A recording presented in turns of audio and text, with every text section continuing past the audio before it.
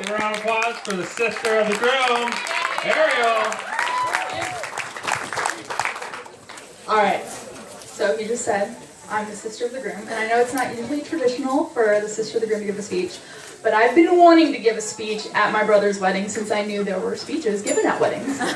So I've been working on this speech for 23 years, and for me to have cut it down to this much, you should be so proud of me, Alfred. Yeah. So just to show their generosity and letting me speak, Alfred and I have pretty much always been very close, even though we're almost 4 years apart. And when I say close, I mean like twin phenomenon close. Like, I don't want to know what you're thinking right now, but I could if I wanted to, and I could tap into that. There were a few years he pretended he didn't like me tagging along, but I always knew I was his favorite person to hang out with. And I know without a doubt that he was my favorite person to play with as well. So Sheena can attest to the fact of I can tell a ridiculous number of hilarious stories about Alfred. And they would definitely put The Lord of the Rings and the Hobbit trilogies combined to shame in the length that I could tell. But as none of you want to sit here for 20-some hours, I've decided to give a very sister-specific outlook and give a truncated version of some of my memories with Alfred. So I believe there are two types of learners as children. There are those who learn by watching others. You observe the outcome and you decide to either imitate or avoid said behaviors from what you see. And then there are those who learn by doing, and they just do it no matter what. And Alfred was this type of learner, the experiential learner, while I have always been the first type. So when Alfred ever says that he was spanked more than me, it's because I watched and learned, and he just did. So since I already mentioned spanking, I'll start with a spanking story. So,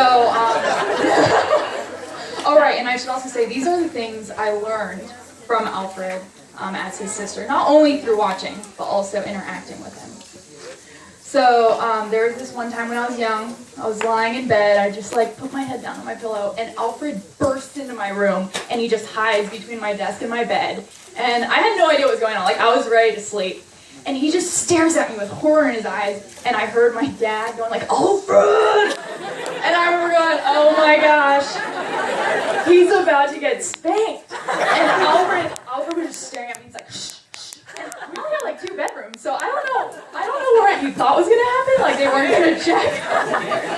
So he ended up getting spanked, and the lesson I learned from that was that you should take responsibility for your actions, and with dignity, because otherwise, more people are going to know about your humiliation than they needed to. So that was a great lesson. Thank you, Alfred, for teaching me. Another lesson he taught me, also when we were young, we had this rule at the dinner table. Maybe all of you know that have the same rule, but if you don't finish the food on your plate, you can't leave. So I remember this was just. We were sitting there, and it was just getting tiring. It was the same thing. We're just sitting there, and he had all this mushroom, all these mushrooms on his plate. He still hates them, I believe. And I had all this broccoli on my plate, and it was just the two of us, and we were just looking at each other. And I think this was the phase when we still weren't sure that we liked each other. And he just looked at me. He took his fork and he pointed, and he goes, "I'll eat all your broccoli if you eat all my mushrooms." Boom, deal, done. And it was then at that moment I learned that it's important to work as a team and utilize people's strengths. Yeah. And then the last kind of memory lesson are all the games that Alfred and I played together.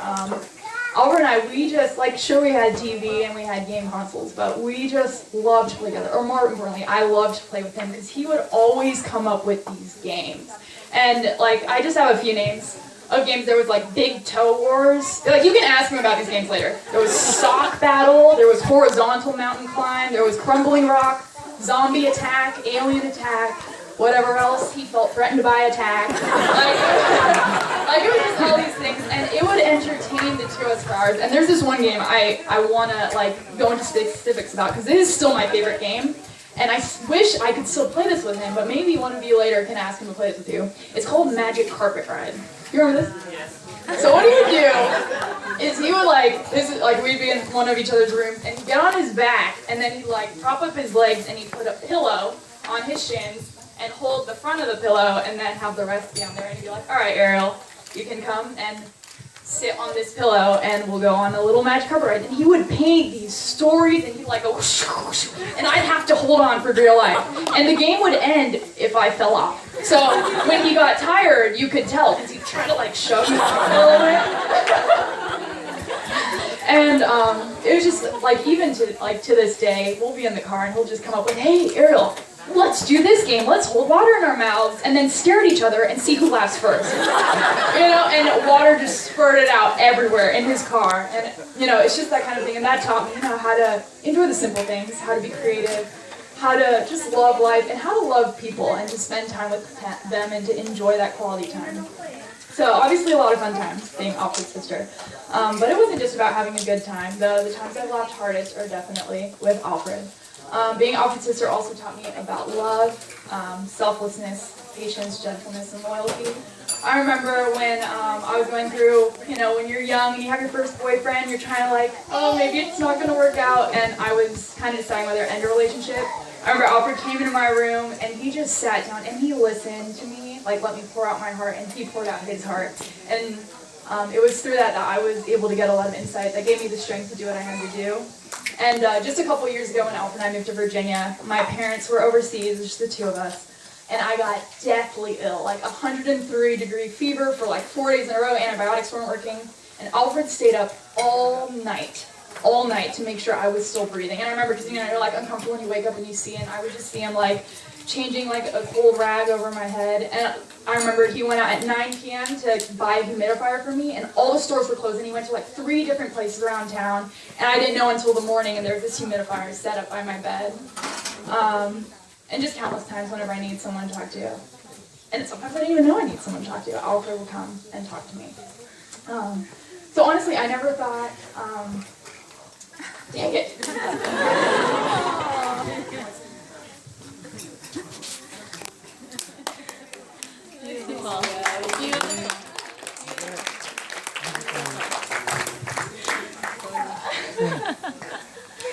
I never thought I'd fully approve of any girl for my brother. But Sheena, I'm so happy that God brought you into his life, because as an observational learner,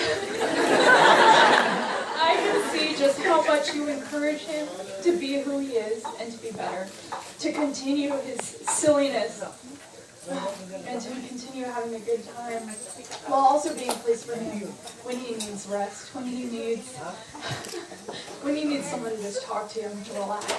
And I'm just so excited to see what the Lord will do through you, with you, and I'm just so excited for you. So if I had a glass, I'd propose a toast, so you can all raise up a glass to the bride and groom.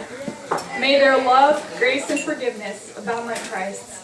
And may their lives be full of joy and gladness, not because of circumstances that lie before them, but because of Him that lives within them. Amen.